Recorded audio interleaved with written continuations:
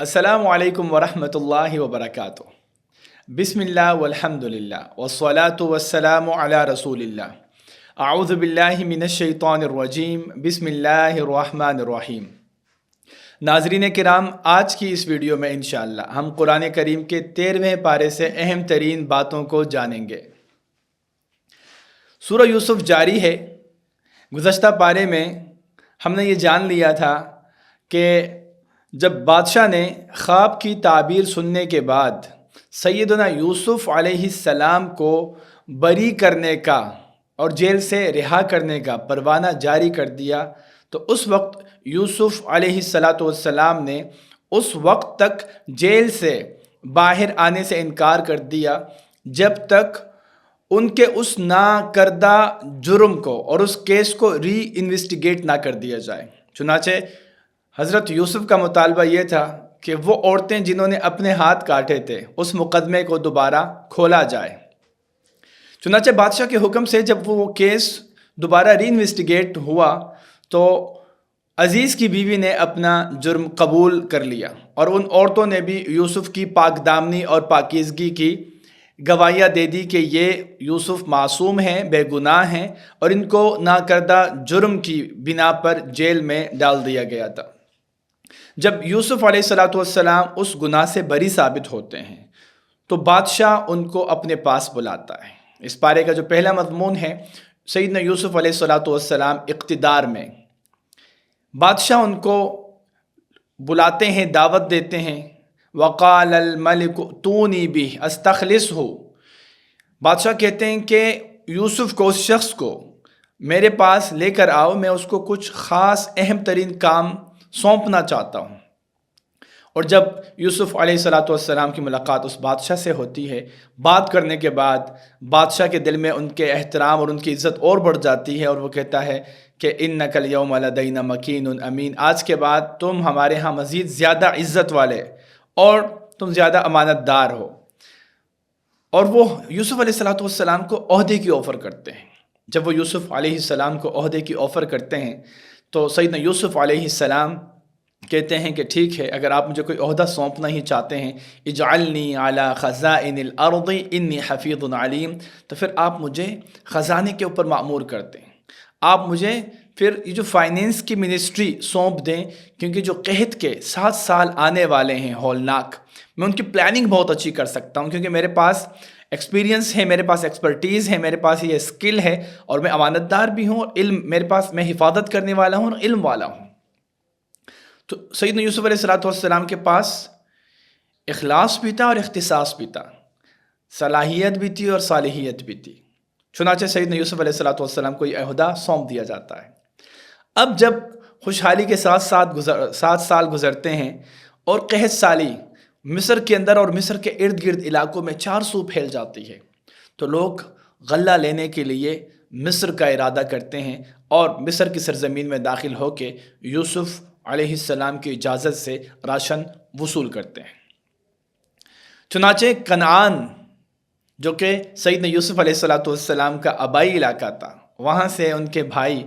غلہ لینے کے لیے سرزمین مصر میں داخل ہوتے ہیں، اور یوسف علیہ السلام سے ایک لمبے عرصے بعد ان کی ملاقات ہوتی ہے، اور سیدنا یوسف علیہ السلام ان کے ساتھ احسان کا معاملہ کرتے ہیں، اور تھوڑی سی جمع پونجی لینے کے بعد ان کا غلہ ان کو دے دیتے ہیں، اور وہ جو جمع پونجی ان کے بھائی لائے ہوتے ہیں غلہ خریدنے کے بدلے، وہ بھی ان کے سامان میں واپس رکھ دیتے ہیں، اور یہ شرط لگا دیتے ہیں کہ اگر تم دوبارہ غلہ لینے، اناج لینے آنا چاہتے ہو تو تمہارا جو ایک بھائی بنیامین وہ تمہارے گھر پر ہے، وہ آئے گا تو تمہیں اگلی دفعہ راشن میسر ہوگا، تمہیں ملے گا، نہیں تو پھر یہاں پر مت آنا۔ اب سیدنا یوسف علیہ السلام کی اس کڑی شرط، جو کہ ان کے لیے مشکل تھا، وہ اپنے والد یعقوب علیہ السلام کو کنونس کرتے ہیں، قائل کرتے ہیں، مناتے ہیں،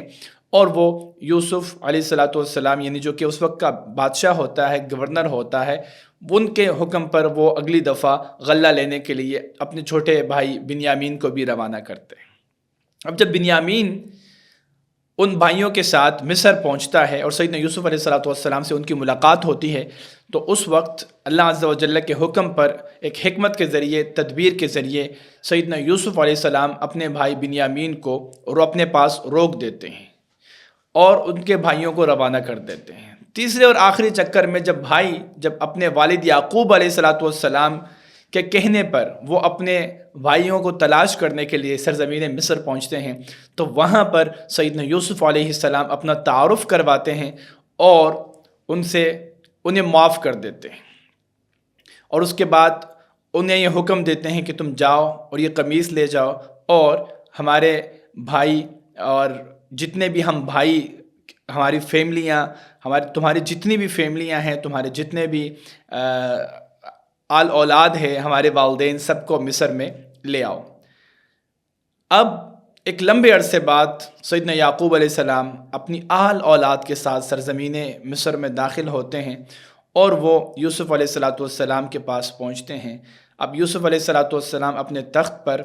اور وہ اپنے والدین کو بھی تخت پر بٹھاتے ہیں۔ اس وقت سیدنا یوسف علیہ الصلوۃ والسلام کے 11 بھائی، والد اور والدہ، وہ سب سیدنا یوسف علیہ الصلوۃ والسلام کے عزت اور احترام میں، تعظیم میں سجدے میں گر جاتے ہیں۔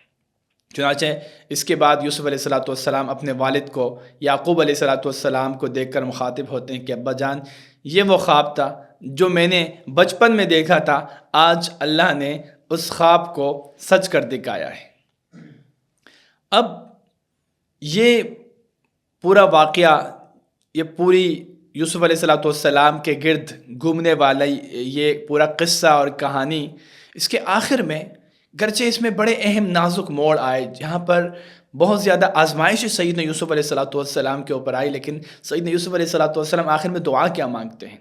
ربی قد آتیتنی من الملک وعلمتنی من تأویل الاحادیث فاطر السماوات والارض انت ولی فی الدنیا والآخرہ توفنی مسلما والحقنی بالصالحین۔ اس دعا میں سیدنا یوسف علیہ السلام نے کوئی شکایت نہیں کی، کوئی اپنی پریشانی کا ذکر نہیں کیا، بلکہ اللہ تعالیٰ کے احسانات کا ذکر کیا ہے کہ اللہ، آپ زمین و آسمان کے خالق ہیں، آپ نے مجھے بادشاہت اور اقتدار عطا فرمایا اور مجھے علم، خوابوں کی تعبیر کا علم دیا ہے، تو مجھے جب موت دیں تو فرما برداری کی حالت میں دیں اور نیک لوگوں کے ساتھ مجھے جوڑ دیں۔ اب اگلی جو سورت کا آغاز ہو رہا ہے وہ سورۃ الرعد ہے۔ سورۃ الرعد کے بنیادی مضامین پر اگر ہم نظر ڈالیں، اس سورت میں چونکہ یہ مکی صورت ہے، اللہ عز و جل نے وہیں تو عقیدہ توحید، عقیدہ رسالت اور عقیدہ آخرت کے اوپر بات کی ہے، اور جو مشرکین ہیں ان کی طرف سے جو شبہات اور اعتراضات گاہے گاہے اٹھائے جاتے تھے، ان تمام چیزوں کا جواب بھی دیا گیا ہے۔ سورۃ الرعد میں سب سے پہلے اللہ عز و جل نے اپنی قدرت کی نشانیوں کا ذکر کیا ہے۔ چنانچہ اللہ عز و جل فرماتے ہیں کہ رفع السماوات بغیر عمد ترونہا۔ اس صورت میں اللہ عز و جل نے اس کا آغاز اس بات سے کیا کہ الف لام میم را، حروف مقطعات سے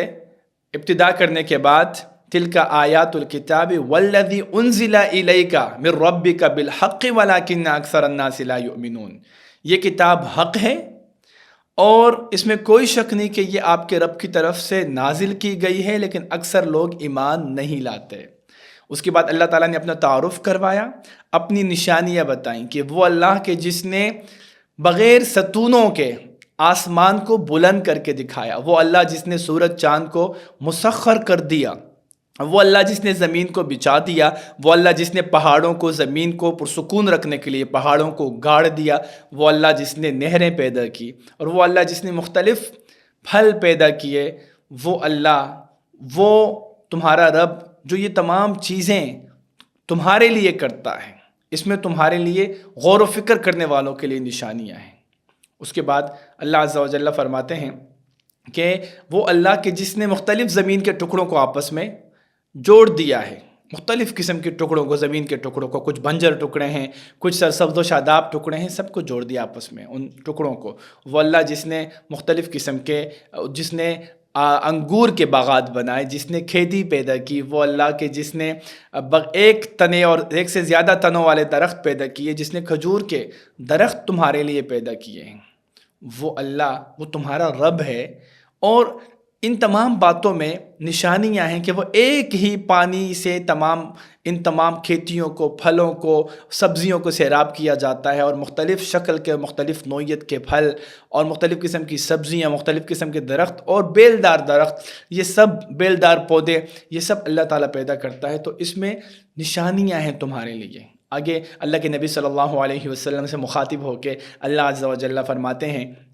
کہ اللہ کے نبی صلی اللہ علیہ وسلم اگر یہ ایمان نہیں لاتے ان تمام چیزوں کو دیکھنے کے بعد، تو آپ تعجب نہ کریں، کیونکہ اس سے زیادہ تعجب کی بات تو یہ ہے کہ یہ سرے سے اس بات کے انکاری ہیں کہ اللہ تعالیٰ دوبارہ پیدا کر سکتا ہے، از سر نو انسان کی تخلیق کر سکتا ہے، کہ وہ اللہ جو اتنی قدرتوں کا مالک ہے، وہ اللہ کے جس نے ان کو پہلی مرتبہ پیدا کیا ہے، کیا وہ اس کے لیے مشکل ہے کہ وہ دوبارہ انسان کو مبعوث کرے، از سر نو اس کی تخلیق کرے؟ بالکل مشکل نہیں ہے۔ اللہ عز و جل کے لیے یہ چیز بالکل آسان ہے، لیکن یہ لوگ مانتے نہیں ہیں۔ اس کے بعد اللہ تعالیٰ فرماتا ہے کہ وہ اللہ کے جو یہ جانتا ہے کہ ماں کے پیٹ میں کیا ہے، وہ اللہ جو ظاہر اور پوشیدہ کا علم رکھتا ہے، وہ اللہ کے جس نے انسانوں کے لیے آگے پیچھے فرشتے مقرر کیے ہیں، وہ اللہ کے جو بھاری بادلوں کو پیدا کرنے والا اللہ، وہ اللہ جو بجلیاں چمکاتا ہے، اس میں انسانوں کے لیے خوف بھی ہے اور امید بھی ہے، اور گرج اور فرشتے اللہ کے خوف سے اللہ کی تسبیح بیان کرتے ہیں۔ اگر یہ لوگ پھر بھی ایمان نہیں لاتے، تو اگلا مضمون جس میں اللہ عز و جل نے عقل مندوں کی نشانیاں بتائی ہیں کہ انما یتذکر اولو الالباب الذین یوفون بعہد اللہ۔ عقل والے لوگ کون ہیں؟ عقل والے لوگ وہ ہیں کہ جو نصیحت حاصل کرتے ہیں، جو اللہ کی نشانیوں کو دیکھ کر ان سے عبرت پکڑتے ہیں، سیکھتے ہیں، سبق حاصل کرتے ہیں۔ یہ وہ لوگ ہیں جو اپنے عہد کی پابندی کرتے ہیں، یہ وہ لوگ ہیں جو صلہ رحمی کرتے ہیں، یہ وہ لوگ ہیں کہ جو صبر کرتے ہیں، یہ وہ لوگ ہیں جو اللہ سے ڈرتے ہیں، یہ وہ لوگ ہیں جو قیامت کا خوف رکھتے ہیں، یہ وہ لوگ ہیں جو نماز کا اہتمام کرتے ہیں، یہ وہ لوگ ہیں جو ظاہری طور پر اور خفیہ طور پر اللہ کے راستے میں اپنا مال خرچ کرتے ہیں۔ یہ ان کی اچھائیاں ہیں، اور یہ وہ لوگ ہیں کہ جو برائی کو بھلائی سے ٹالتے ہیں۔ اگر کوئی ان کے ساتھ زیادتی کرتا ہے تو یہ لوگ ان تمام زیادتیوں کا بدلہ اچھے انداز سے دیتے ہیں۔ ٹھیک ہے، تو یہ وہ ساری چیزیں ہیں کہ جو ایک عقل مند آدمی کے اندر یہ خوبیاں ہونی چاہیے، اور یہ عقل مند لوگوں میں یہ خوبیاں ہوتی ہیں۔ تو اللہ عز و جل نے ان لوگوں کی تعریف کی ہے، اور یہ ان لوگوں کی کوالٹیز گنوائی ہیں کہ یہ عقل مند لوگوں کی خوبیاں ہیں۔ اس کے بعد ہمارے پاس سورہ ابراہیم کا آغاز ہوتا ہے۔ سورہ ابراہیم مکی دور کے آخری صورتوں میں اس کا شمار ہوتا ہے، جب اللہ عز و جل نے مستقل قرآن کی آیات نازل فرمائی، اور نبی صلی اللہ علیہ وسلم نے مشرکین کو، کفار کو بہت زیادہ سمجھایا، لیکن مگر وہ اپنی ہٹ درمی میں آگے بڑھتے رہے، وہ ضد کرتے رہے، انکار کرتے رہے۔ تو آخر میں سورہ ابراہیم میں ان کو بہت سخت طریقے سے تنبیہ کی گئی ہے، اور اس کے ساتھ ساتھ اس صورت میں مطالبہ کیا گیا ہے کہ تم اللہ تعالیٰ کی شکر گزاری اختیار کرو، اور اللہ تعالیٰ کی نعمتوں پر اس اللہ کا شکر ادا کرو۔ اس وجہ سے اللہ عز و جل فرماتے ہیں لَإِن شَكَرْتُمْ لَأَزِيدَنَّكُمْ، اگر تم شکر گزاری اختیار کرو گے تو ہم نعمتوں میں اضافہ کریں گے، وَلَئِن كَفَرْتُمْ إِنَّ عَذَابِي لَشَدِيدٌ، لیکن اگر تم شکر گزاری نہیں کرو گے تو اللہ تعالیٰ کا عذاب بہت سخت ہے۔ تو یہاں سے اللہ عز و جل نے حضرت موسیٰ علیہ السلام کو بھیجا۔ اس واقعے کا ذکر کیا گیا ہے کہ کس طریقے سے موسیٰ علیہ السلام اپنی قوم کے پاس آئے، انہوں نے اللہ عز و جل کی نعمتیں یاد دلائی، اور ان کا اللہ عز و جل نے موسیٰ علیہ السلام کو اس لیے بھیجا تاکہ وہ اپنی قوم کو اندھیروں سے روشنی کی طرف لے کر آئے۔ چنانچہ موسیٰ علیہ السلام نے ان کو دعوت دی اور ان کو کہا کہ تم اللہ کی نعمتوں کو یاد کرو، کس طریقے سے اللہ نے تمہیں فرعون سے نجات دی، وہ تمہیں کتنے دکھ دیا کرتا تھا، وہ تمہارے بچوں کو قتل کر دیا کرتا تھا، تمہاری بیٹیوں کو چھوڑ دیا کرتا تھا۔ آگے پھر ہمیں یہ حکم دیا گیا کہ تم اللہ کا شکر ادا کرو اور شکر گزاری اختیار کرو، اور یہ بتایا گیا کہ کتنی قومیں ایسی ہیں انبیاء کی کہ جنہوں نے شکر گزاری کے رستے کو چھوڑ دیا اور کفر کو لازم پکڑ لیا، اللہ تعالیٰ نے ان کو صفحہ ہستی سے مٹا دیا۔ اور پھر آگے جا کے مزید اللہ عز و جل فرماتے ہیں وَآتَاكُم مِّن كُلِّ شَيْءٍ مَّا سَأَلْتُمُوهُ، اللہ نے تمہیں وہ تمام نعمتیں عطا کر دی ہیں جو تم اللہ سے مانگتے ہو۔ وَإِن تَعُدُّوا نِعْمَةَ اللَّهِ لَا تُحْصُوهَا، اگر تم اللہ تعالیٰ کی نعمتوں کو شمار کرنا شروع کر دو تم گن نہیں پاؤ گے۔ اللہ تعالیٰ نے تمہیں اتنی نعمتیں تمہیں نعمتیں عطا کی ہیں، تم پر اپنے انعامات فرمائے ہیں، اور ہم سے مطالبہ صرف اس بات کا ہے کہ ہم فرما برداری کے راستے پہ چلیں، ہم اللہ تعالیٰ کی شکر گزاری کا رستہ اختیار کریں۔ آگے اللہ عز و جل نے پھر ابراہیم علیہ السلام کی دعاؤں کا ذکر کیا ہے کہ جب حضرت ابراہیم نے دعا کی کہ رب اجعل هذا البلد آمنا وجنوبنی وبنی ان نعبد الاصنام، اے اللہ اس شہر مکہ کو امن کا گہوارہ بنا دے۔ اللہ عز و جل نے سیدنا ابراہیم علیہ السلام کی دعا قبول فرمائی۔ اگر ہم سورہ قریش کی بات کریں، سورہ قریش میں اللہ عز و جل نے اس انعام کا ذکر کر کے قریش کو یہ حکم دیا فَلْيَعْبُدُوا رَبَّ هَذَا الْبَيْتِ الَّذِي أَطْعَمَهُم مِّن جُوعٍ وَآمَنَهُم مِّن خَوْفٍ، یہ بھوکے تھے، پریشان تھے، اللہ نے شہر مکہ کو امن کا گہوارہ بنایا اور ان کے دلوں میں سفر کی محبت ڈال دی۔ یہ تجارت کرتے ہیں، یہ شام یمن جاتے ہیں اور یہ تجارت کرتے ہیں، اللہ تعالیٰ نے ان کو امن دیا، ان کو بھوک سے، ان کی یہ جو بنجر زمین میں رہنے والے لوگ ہیں، صحرائی علاقے میں رہنے والے لوگ ہیں کہ جہاں پر کوئی کھیتی باڑی نہیں ہو سکتی، جو زمین خشک ہے، بنجر ہے، سرسبز و شادابی اس میں نہیں آ سکتی، اس کے باوجود اللہ تعالیٰ نے ان کو کتنا نوازا ہے۔ ابراہیم علیہ السلام نے یہ دعا بھی مانگی کہ یا اللہ لوگوں کا دل اس شہر کی طرف مائل کر دے، لوگ آتے رہیں، اور اس علاقے میں اس شہر کے جو باسی ہیں ان کو بہت سارے پھل مہیا فرما۔ اور اللہ عز و جل نے ایسی دعا ابراہیم علیہ السلام کی قبول فرمائی کہ آج ہر مسلمان کا دل مائل ہے حرم کی طرف، کعبہ کی طرف، مکہ کی طرف جانا چاہتا ہے۔ جو ایک دفعہ جاتا ہے دوبارہ جانا چاہتا ہے، جو دوبارہ جاتا ہے وہ دوبارہ جانا چاہتا ہے۔ تو اللہ عز و جل ہمارے دلوں میں مزید حرمین کی محبت پیدا فرمائے اور ہمیں بار بار حج اور عمرے کرنے کی توفیق عطا فرمائے، اور خانہ کعبہ میں رکوع سجدہ اور طواف کرنے کی توفیق عطا فرمائے۔ اور وہاں گرچہ وقت بنجر زمین ہے، سال بھر ہر قسم کے پھل وہاں پر مہیا ہیں۔ اس کے بعد ابراہیم علیہ السلام نے اللہ سے دعا فرمائی کہ اللہ ہمیں شرک سے بچا، میری آل اولاد کو شرک سے بچا۔ پھر فرمایا کہ یا اللہ ہمیں نمازی بنا۔ یہ اتنا اہم عمل ہے، نماز اتنی اہم عبادت ہے کہ سیدنا ابراہیم علیہ السلام کو نماز کی فکر، سیدنا اسماعیل علیہ السلام کو نماز کی فکر، حضرت یعقوب علیہ السلام اپنے بچوں کو اسی اللہ کی توحید کی فکر کی بات کر رہے ہیں، انبیاء نماز کی بات کر رہے ہیں، اور آگے ابراہیم علیہ السلام نے اپنے لیے، اپنی اولاد کے لیے اور مؤمنین کے لیے، اپنی والدین کے لیے اللہ تعالیٰ سے بخشش کی دعا بھی طلب کی ہے۔ اور اس کے بعد اس پارے کا جو سب سے آخری مضمون ہے اس میں قیامت کی منظر کشی کی گئی ہے۔ وَلَا تَحْسَبَنَّ اللَّهَ غَافِلًا عَمَّا يَعْمَلُ الظَّالِمُونَ إِنَّمَا يُؤَخِّرُهُمْ لِيَوْمٍ تَشْخَصُ فِيهِ الْأَبْصَارُ۔ دنیا میں جو لوگ ظلم کرتے ہیں، اللہ عز و جل فرماتے ہیں کہ یہ مت سمجھو کہ اللہ نے تمہیں ڈھیل دی ہے تو اللہ غفلت میں ہے، اللہ تعالیٰ سب دیکھ رہا ہے، سب جانتا ہے، اللہ تعالیٰ نے تمہیں ڈھیل دی ہے، تمہیں مہلت دی ہے۔ اور جب قیامت برپا ہوگی تو کیا ہوگا؟ ان لوگوں کی آنکھیں پھٹی کی پٹی رہ جائیں گی، یہ اپنے سروں کو اوپر اٹھائے سرپٹ دوڑ رہے ہوں گے، ان کے دل خالی ہوں گے، زمین اور آسمان کو بدل دیا جائے گا، گناہگاروں کو جکڑ دیا جائے گا، اور آگ سے ان کے چہرے وہ لپٹ جائیں گے، آگ ان کے چہروں کو ڈھانپ دے گی۔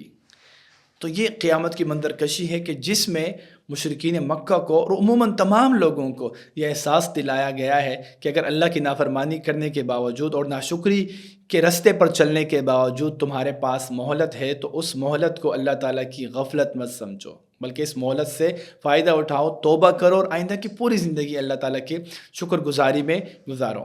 تو اسی طرح اس پارے کا اختتام ہوتا ہے، اور اس پارے میں ہمارے لیے جو اہم ترین سیکھنے کے فوائد ہیں ان میں سے پہلی بات تو یہ ہے کہ جو بڑا آدمی ہوتا ہے نا وہ کسی سے انتقام نہیں لیتا۔ بڑا آدمی، بڑی سوچ کا ویژنری آدمی جو ہوتا ہے نا، انبیاء کا یہ شیوا تھا کہ وہ چھوٹے جھگڑوں میں نہیں پڑتے تھے، اور نہ ہی وہ ماضی میں جن لوگوں نے ان پر ظلم کیا تھا وہ ان سے انتقام لیا کرتے تھے۔ دوسرا فائدہ اس کا یہ ہے کہ ہمیں ہمیشہ آخرت کی تیاری کی فکر کرنی چاہیے، کیونکہ ہم سب نے اس دنیا سے چلے جانا ہے، تو آخرت کی فکر جتنی گہری ہوگی اس دنیا میں ہمارے معاملات اتنے خوبصورت ہوتے چلے جائیں گے۔ تیسرا فائدہ یہ ہے کہ ہمیں اللہ تعالیٰ کی شکر گزاری میں زندگی گزارنی چاہیے، کیونکہ شکر کا فائدہ یہ ہے کہ جو نعمتیں موجود ہیں اللہ ان میں قرار دیتا ہے، ان میں ہمیشگی پیدا کرتا ہے، اور جو نعمتیں موجود نہیں ہیں اللہ نعمتوں میں اضافہ کر دیتا ہے۔ جو میسر ہے وہ باقی رہ جاتی ہیں، اور جو میسر نہیں ہے، دستیاب نہیں ہے، اللہ تعالیٰ وہ عطا کر دیتا ہے۔ اور آخری فائدہ کہ اللہ عز و جل سے ہر وقت دعائیں مانگتے رہیں، اپنے لیے، اپنی آل اولاد کے لیے، تمام مسلمانوں کے لیے، امت مسلمہ کے لیے، ملک پاکستان کے لیے اور جتنے بھی ممالک ہیں اسلامی، اللہ عز و جل اسلام کو غلبہ عطا فرمائے اور ہم سب کو اپنے اپنے حصے کا کام کرنے کی توفیق عطا فرمائے۔ تو اسی کے ساتھ ہی ہمارا 13واں پارہ اپنے اختتام کو پہنچتا ہے۔ آپ سے ملاقات ہوگی اگلے پارے کے ساتھ کل، تب تک کے لیے اجازت دیجیے۔ سبحانک اللہم و بحمدک، نشہد ان لا الہ الا انت، نستغفرک و نتوب الیک۔ جزاکم اللہ خیرا۔ السلام علیکم ورحمۃ اللہ وبرکاتہ۔